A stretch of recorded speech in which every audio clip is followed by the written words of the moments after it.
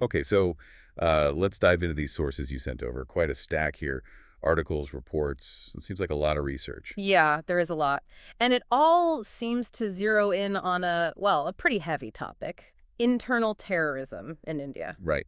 Specifically, it looks like the focus is on how ordinary people, elements from the common public, sometimes get involved. Is that fair? That's exactly it. The material you've got makes it clear that, while external threats are obviously a concern, there's this significant internal dimension. Internal dimension meaning people within the country. Precisely. Individuals, sometimes groups within the population being radicalized or manipulated, maybe even used to act against the state or society. That's the core challenge these sources seem to be grappling with. Got it.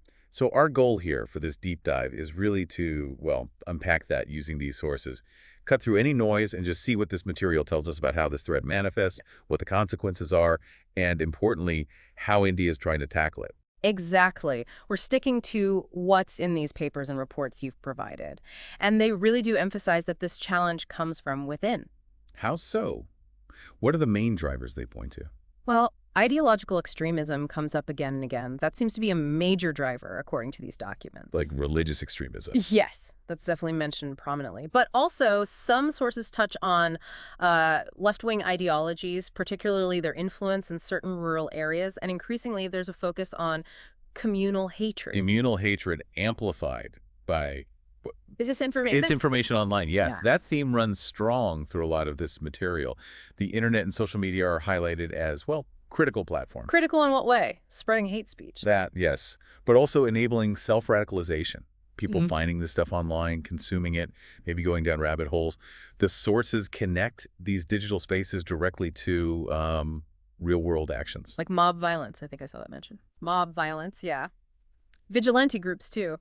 And even things like recruitment into insurgency movements or what some reports call urban terror modules. So individuals just embedded in society, potentially. That's the picture painted here. What's frankly quite sobering in these sources is how readily available information or, deliberate disinformation can apparently transform someone with maybe no prior ties to extremism. And they become a potential threat.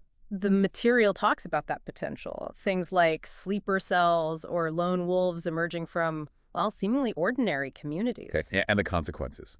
If this is happening, what do the reports say the fallout is? It's pretty extensive, as you'd expect. Breakdown of law and order is a major one-sided. Makes sense. And this dangerous increase in communal polarization, Yeah. sort of eroding national unity, creating divisions. Which I imagine could be exploited. Exactly. The sources point to the potential for these internal fissures, these cracks, to be exploited by foreign elements, actors looking to destabilize things. Plus the fear, the insecurity it generates among the public affects trust, morale. Absolutely. It's a wide ripple effect described in these documents. So given all that, how is India responding? What approaches do these sources detail? It seems to be multi-pronged, definitely not just one thing. There's a lot of emphasis on surveillance and intelligence gathering. Like cyber tracking, monitoring online activity. Yes, explicitly. The sources mention cyber tracking capabilities being used by agencies like the NIA, state cyber cells too, to monitor digital activities. They link to radicalization or, operational planning. And then there's the legal side. Right. Legal frameworks like the UAPA come up, used for detention, prosecution. Though it's worth noting, the sources also touch upon the ongoing debate around balancing these security measures with civil liberties. That's always a complex balance, isn't it? Always. The material reflects that complexity. Wow. Then there are de-radicalization programs mentioned. What do those involve? It seems to vary. Counseling is mentioned, community-led initiatives trying to actively promote alternative narratives to counter the extremist ideologies, getting communities involved. Community engagement itself sounds like a big piece. It is. Building trust, especially in sensitive areas, is highlighted as crucial for, well, gathering intelligence, but also fostering resilience within the community against radical influences. And technology, beyond just surveillance. Yeah, technology is playing a bigger role. The sources point to the growing use of AI, for example, AI for what? for monitoring social media patterns, trying to spot suspicious activity maybe earlier.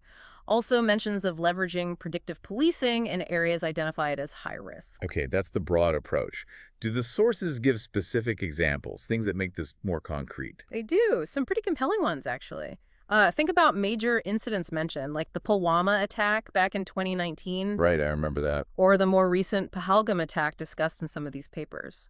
What the reports emphasize is that while, yes, external groups were involved, Like groups based in Pakistan. often, yes, but these attacks, according to the sources, relied heavily on local collaborators. People on the inside providing support. Crucial support, logistics, intelligence on the ground. It's that blend, external direction, internal facilitation that makes it so challenging. Divergence, yeah. It's striking, like the Pulwama charge sheet you shared.